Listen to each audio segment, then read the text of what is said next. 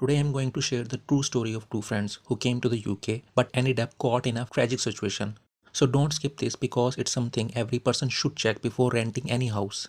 In 2023, two international students, Ravi and Rohan from India, moved to the UK for postgraduate studies. They found a three-bedroom house listed privately by a landlord. She offered them two of the rooms, casually mentioning that the third was locked and just used to store some old furniture. The rent was decent and the house looked fine during the daytime visit, so they moved in. By the first week, odd signs began to appear. Food started disappearing from the fridge, not much but enough to notice. The toilet seat was mysteriously wet in the middle of the day, even though neither of them had been home. They noticed random fingerprints across the bathroom mirror, and the taps were always left slightly dripping. Week 2, things get weird. They began to feel watched. At night, they would hear the faint sounds of someone talking on the phone, but the voices came from the storage room.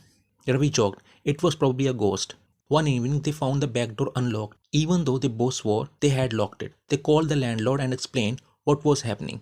Her reply was confused but calm. That's not possible. No one has a key to that room, and I haven't opened it in years. There's just broken furniture and some old kitchen appliances in there. She insisted the house was safe and that maybe the noises were just from the pipes. One night, Ravi came home early. As he passed the storage room, he heard music playing softly inside and the sound of someone scrolling on phone. He froze. He called Rohan. They both stood inside the door in silence. They texted the landlord. She drove to the house immediately. When she opened the door with her master key, what they saw shocked everyone. The room wasn't full of furniture. Instead, it had a thin mattress on the floor, empty instant noodle cups, and their missing food wraps. The truth. He was an ex-tenant of the house from 2 years ago. He had never turned his duplicate keys and he moved back into the storage room, knowing that landlord never entered it.